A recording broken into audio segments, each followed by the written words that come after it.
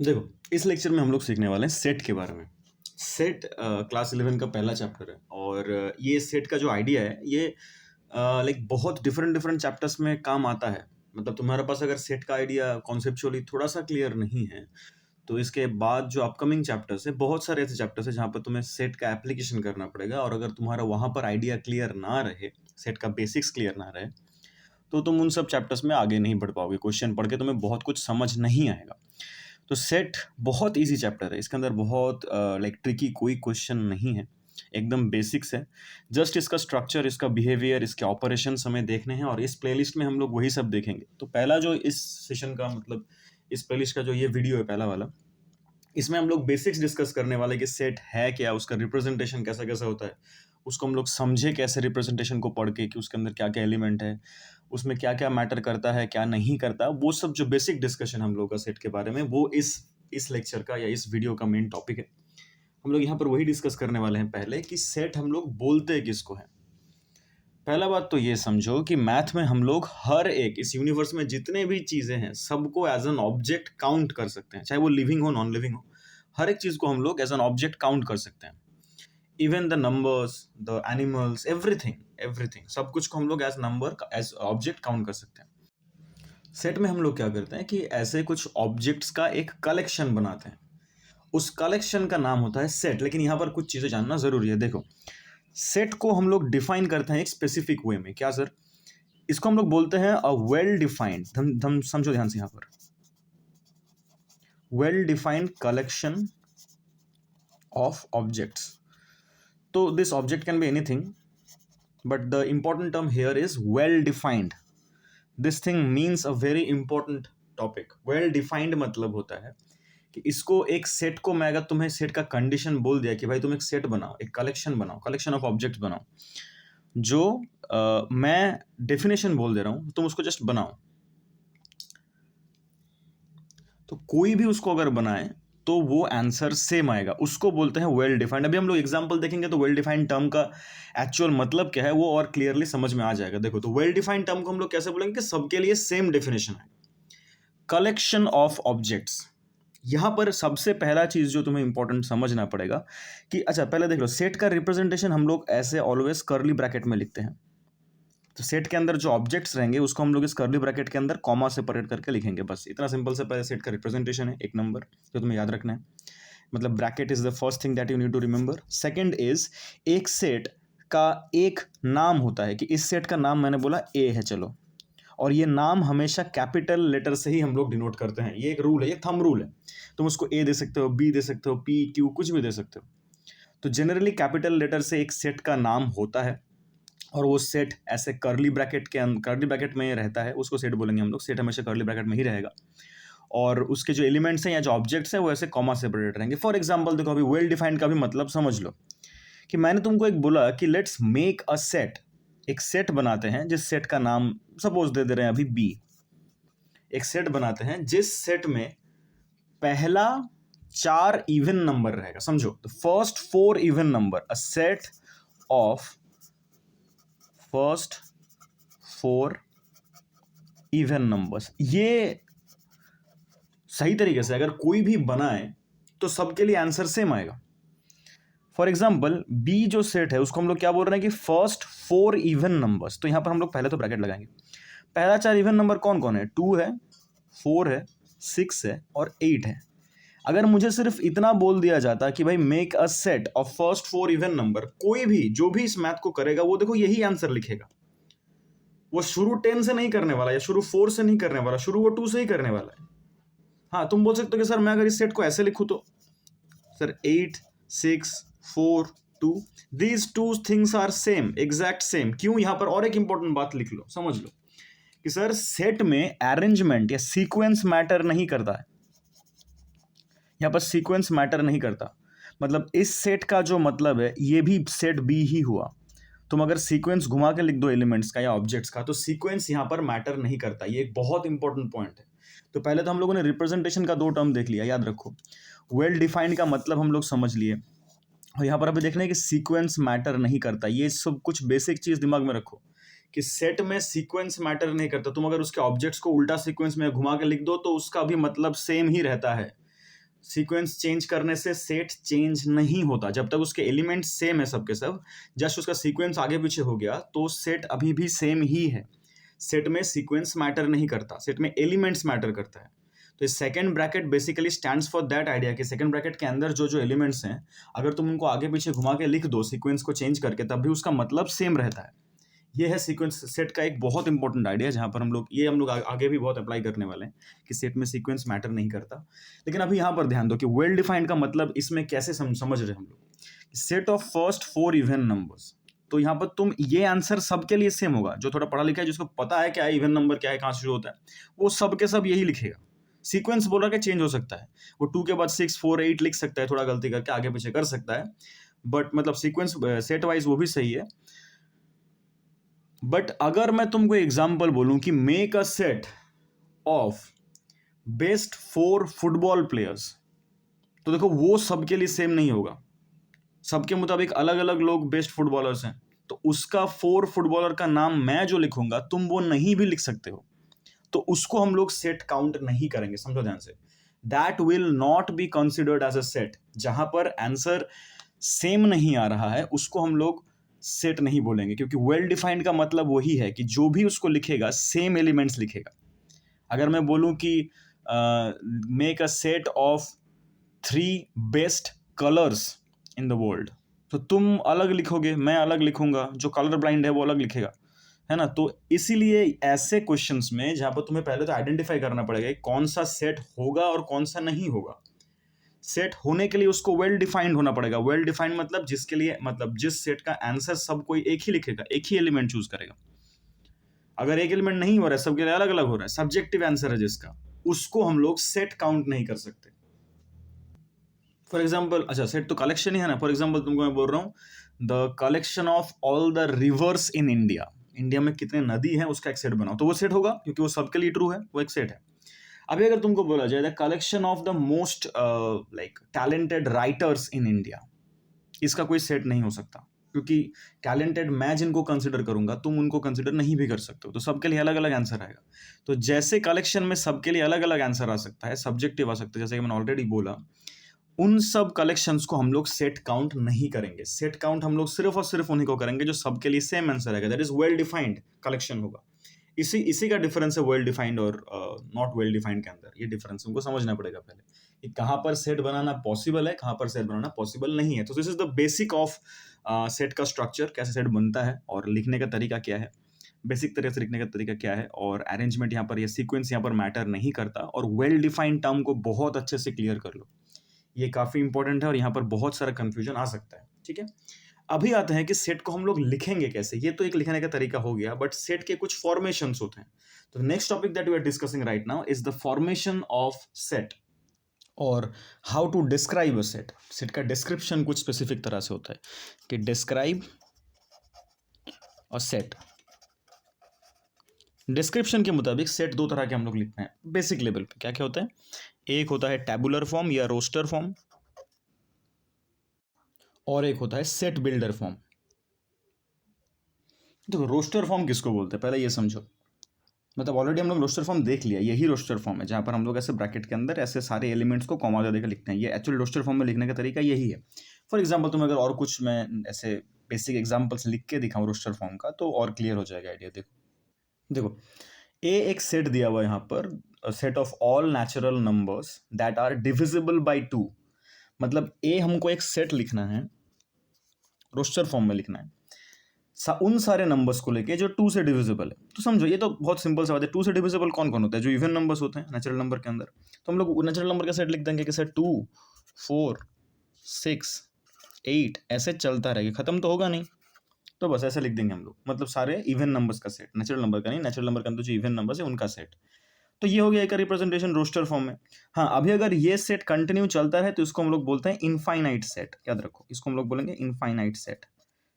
अगर यही क्वेश्चन में तुमको बोलता है कि एक सेट बी बनाओ जहां पर सारे नंबर्स जो 2 से, मैं शॉर्ट फॉर्म में लिख रहा हूँ, 2 से डिविजिबल है, नेचुरल नंबर है जो 2 से डिविजिबल है, एंड वो नंबर्स 1 से लेके 10 के बीच में बिलोंग करता है। मतलब 1 से शुरू होगा और 10 तक चलेगा। मतलब तुम्हें स्टेटमेंट में लिखा रहेगा बिटवीन लाइक फ्रॉम 1 to 10 ऐसा लिखा रहेगा, तब तुम उसको कैसे फॉर्मेट में लिखोगे, तब भी सेम हम लोग क्या करेंगे, बी एज अ सेट, 2 से डिविजिबल है मतलब 2 से शुरू होगा, 4 6 8 और 10 फ्रॉम 1 to 10 बोला गया। तो बस देखो ये एक फाइनाइट सेट है, क्योंकि यहाँ पर हमें ब्रैकेट हम लोग खत्म कर पा रहे हैं जहाँ पर एलिमेंट काउंटेबल एलिमेंट्स हैं, तो इनको हम लोग बोलेंगे फाइनाइट सेट। तो ये और एक चीज़ समझ लो, तो ऐसे सिंपली ब्रैकेट, ऐसे कर्ली ब्रैकेट दे के अंदर कॉमा दे के एलिमेंट्स को सेपरेट करते करते लिखना is simple form of roster form, इसको हम लोग रोस्टर फॉर्म बोलेंगे। ऐसे ही स्ट्रक्चर होगा, इतना सिंपल सा बात है। अभी आते हैं सेट बिल्डर फॉर्म में। सेट बिल्डर फॉर्म का स्ट्रक्चर थोड़ा समझना जरूरी है। देखो सेट बिल्डर फॉर्म का स्ट्रक्चर थोड़ा डिफरेंट है इससे, और मेजॉरिटी ऑफ द टाइम बच्चे यहीं पर कंफ्यूज हो जाते हैं थोड़ा सा शुरू में, पर बहुत ईजी है। और सेट बिल्डर फॉर्म को कैसे डिकोड करना है वो भी हम लोग इसमें डिस्कस कर लेंगे, बट ये बहुत इंपॉर्टेंट है। मोस्ट ऑफ द क्वेश्चंस में तुम्हें सेट बिल्डर फॉर्मेशन में ही दिया रहेगा सेट को, तुम्हें उसको डिकोड करके रोस्टर फॉर्म में लाना पड़ेगा उसकी अंडरस्टैंडिंग को ईजी करने के लिए। तो देख लो कैसे हम लोग सेट बिल्डर फॉर्म समझते हैं। देखो रोस्टर फॉर्म में हम लोग जैसे लिखे, सेट बिल्डर फॉर्म में हम लोग क्या डिफरेंट लिखेंगे, पहले बात तो ये समझो। सेट बिल्डर फॉर्म में हम लोग जो डिफरेंट लिखते हैं वो है, सेट बिल्डर फॉर्म में हम लोग ऐसे पूरे एलिमेंट्स को नहीं लिखेंगे, उसके प्रॉपर्टीज को लिखेंगे।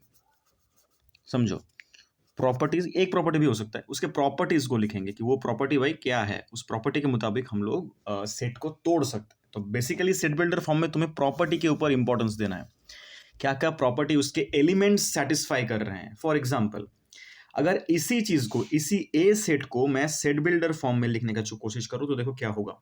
सेट बिल्डर फॉर्म में जब इसको लिखेंगे ए सेट को, तब क्या होगा, देखो ए को हम लोग लिख रहे हैं, देखो हमेशा ऐसा ही फॉर्मेट होगा, सेकंड ब्रैकेट के अंदर ही रहेगा। तुम्हें लिखना पड़ेगा A is a set of x, हमेशा ऐसा लिखना, सच दैट, मतलब एक्स एलिमेंट्स वहां पर रहेंगे। ये सब के सब को हम लोग एक्स पकड़ेंगे कि 2 भी एक्स है, मतलब 2 भी एक्स का वैल्यू है, 4 भी एक्स का वैल्यू है, 6 भी एक्स का वैल्यू है, 8 भी एक्स का वैल्यू है। तो ये पूरा सेट एक्स का ही बना हुआ। अभी हमें डिस्क्राइब करना पड़ेगा कि एक्स का नेचर कैसा है। एक्स का नेचर देखो हमें क्या क्या दिया हुआ है हमारे कंडीशन में, कि सर एक्स नेचुरल नंबर होगा और डिविजिबल बाई 2 होगा। समझो ध्यान से, एक्स नेचुरल नंबर होगा, मतलब पहला हम लोग लिखेंगे x belongs to the set of natural number. देखो यहां पर कुछ चीज समझना जरूरी है, this sign stands for what.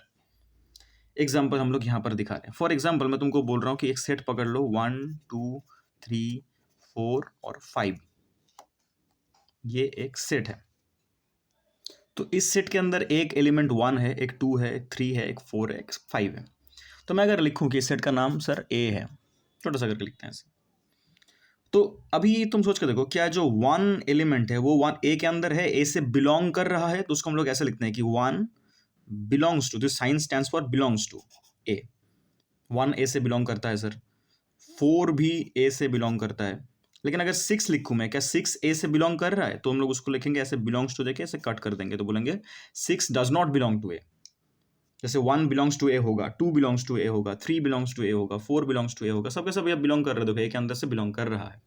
लेकिन 6 यहाँ पर नहीं है। सपोज मैं बोला 10 डज नॉट बिलोंग टू ए, ये भी डज नॉट बिलोंग टू होगा। सिमिलरली यहाँ पर ये क्या इंडिकेट कर रहा है, देखो हम लोगों ने जो अभी क्वेश्चन लिखा यहाँ पर ए सेट के बारे में, जो हम लोग सेट बिल्डर फॉर्म में देख रहे हैं, यहाँ पर x बिलोंग्स टू n मतलब क्या, जो नेचुरल नंबर का सेट होगा। नेचुरल नंबर का सेट कौन सा होता है, 1 2 3 4 5 चलता रहे कंटिन्यूअसली, मतलब वो भी एक इनफाइनाइट सेट होगा, उससे x बिलोंग कर रहे हैं, मतलब नेचुरल नंबर के अंदर से x बिलोंग करेगा। और x इज डिविजिबल बाई 2 मतलब क्या होता है, x इज डिविजिबल बाई 2 मतलब x का जो नंबर है वो इवन है। तो हम लोग डायरेक्टली यहां पर लिख सकते हैं कि x इज इवन, बस इतना सा लिखना है, क्योंकि इसका कंडीशन, प्रॉपर्टी तो वही है, प्रॉपर्टी सर इवन है, तो हम लोगों ने वो लिख दिया बस। ये ही सेट एक सेट बिल्डर फॉर्म को इंडिकेट कर रहा है। देखो इस सेट का यही सेट ये वाला है, सेम चीज है, ये सेट ही ये सेट है, ये सेट सेम चीज इंडिकेट कर रहा है कि सर एक्स का सेट होगा जहां पर एक्स नेचुरल नंबर है और even numbers, actually even number बोलने से भी हो जाता है ये।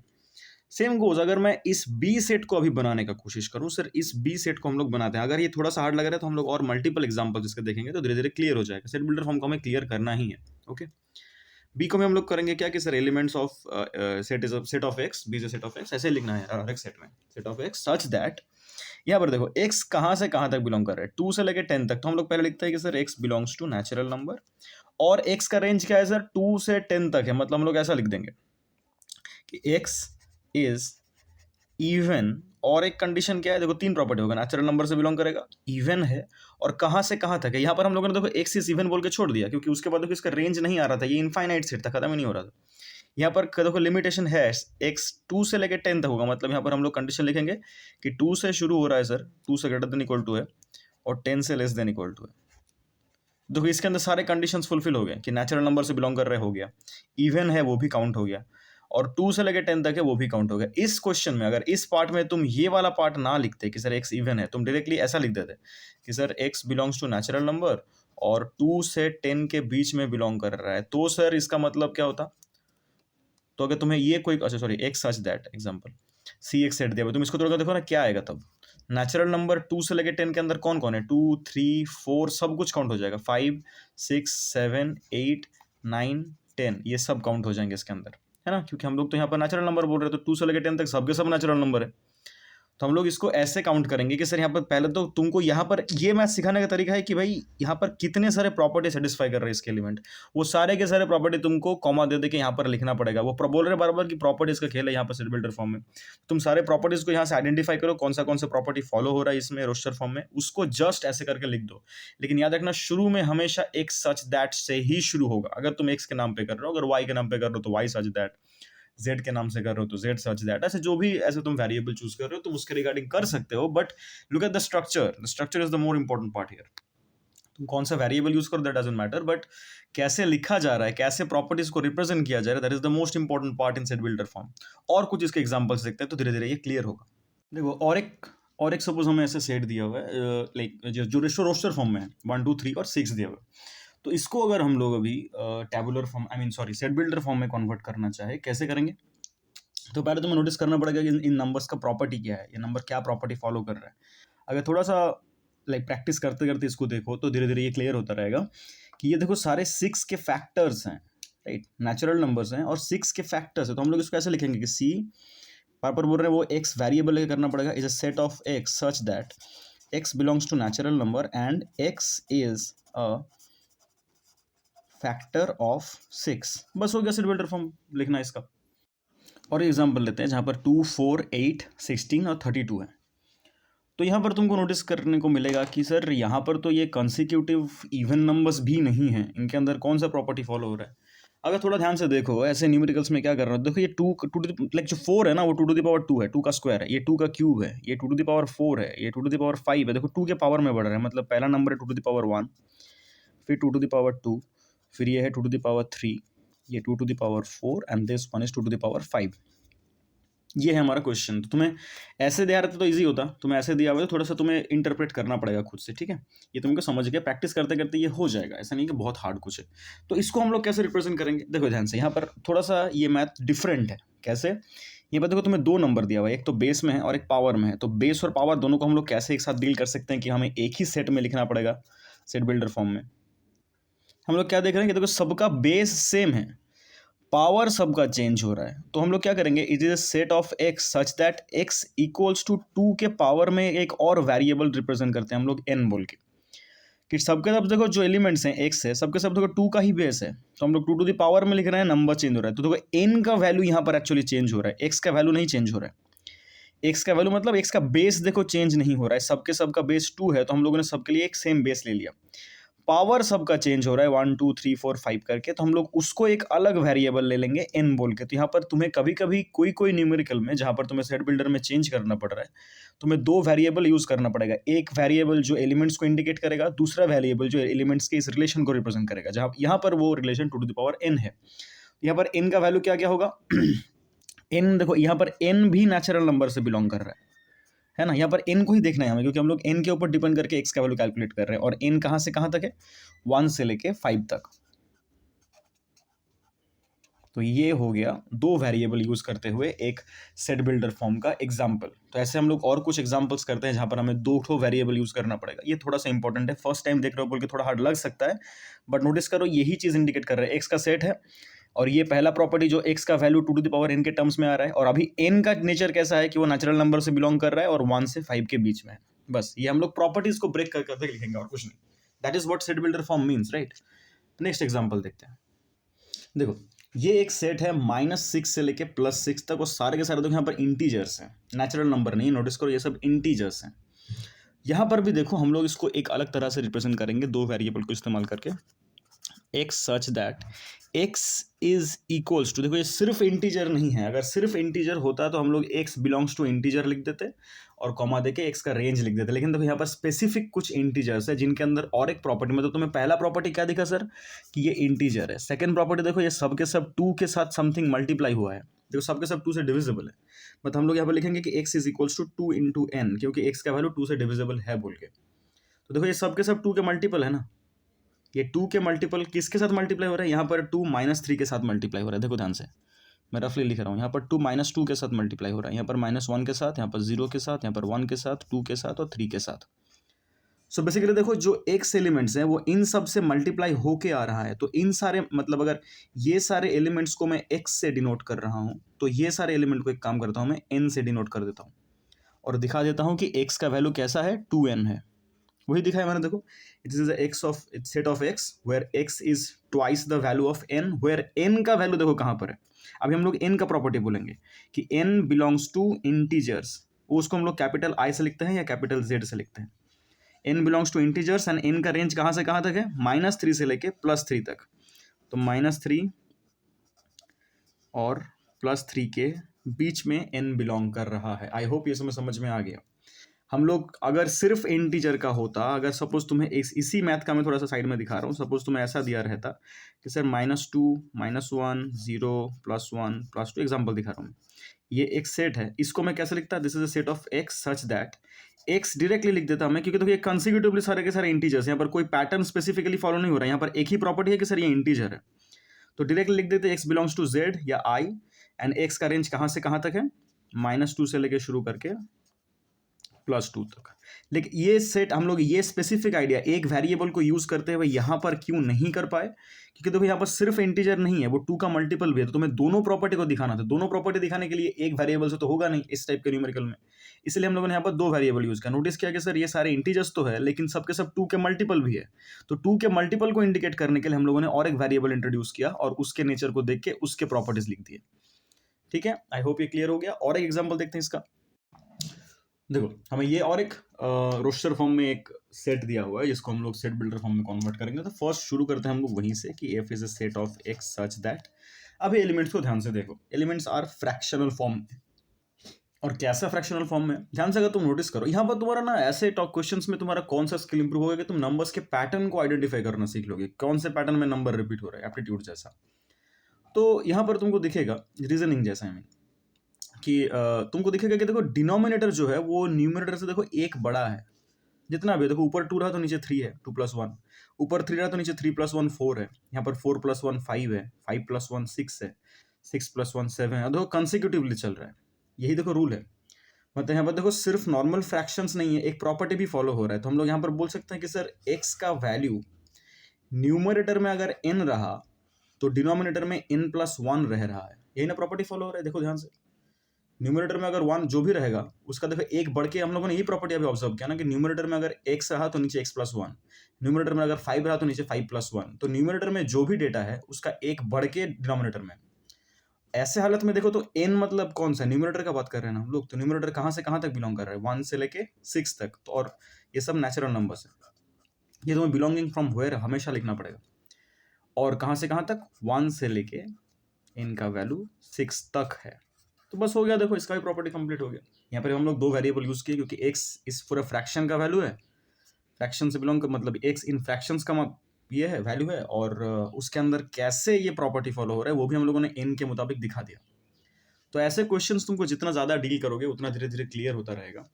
आई होप तुम्हें सेट बिल्डर फॉर्म का आइडिया थोड़ा सा क्लियर हुआ, अभी हम लोग कैसे कैसे डील कर रहे हैं, प्रॉपर्टीज को कैसे ऑब्जर्व करके डिकोड करना पड़ रहा है और उसको ऐसे लैंग्वेज में लिखना पड़ रहा है टर्म वाइज, कौन से प्रॉपर्टी को कैसे इंडिकेट कर रहे हो। और भूलना मत कभी भी तुमको ये नहीं स्किप करना है, हर एक सेट में देखो ये है कहाँ से बिलोंग कर रहा है, वो कौन से मेजर सेट का पार्ट है, वो तुम्हें हर एक जगह पर लिखना पड़ेगा, ये भूलना मत। तुम सिर्फ रेंज लिख दिए और ये लिख दिए तो फिर नहीं होगा, कोई एक भी अगर यहाँ पर मिस हो गया तो पूरा मैथ गलत हो जाएगा। ये स्ट्रक्चर ध्यान से देख लो, हमेशा एक सच दैट से ही शुरू हो रहा है, तुम उसको वाई नाम देके कर सकते हो, ए देके कर सकते हो, लेकिन x is a thumb rule, x use करके करना है इज अ थंब रूल। तो ये सब बेसिक्स याद रखो, सेट बिल्डर फॉर्म को हम लोग कैसे करते हैं, कैसे बनाते हैं। जैसे तुम्हें अगर सेट बिल्डर फॉर्म में ही दिया हुआ है क्वेश्चन और तुमको उसे रोस्टर फॉर्म में कन्वर्ट करना है, उसके कुछ एग्जांपल्स देख लेते हैं। ये एक सेट दिया हुआ है, set of x such that x से तुम्हें दूसरा वेरिएबल है, एक्स इज 1/2n-1, और देखो तुम्हें n का वैल्यू दिया हुआ है यहाँ पर।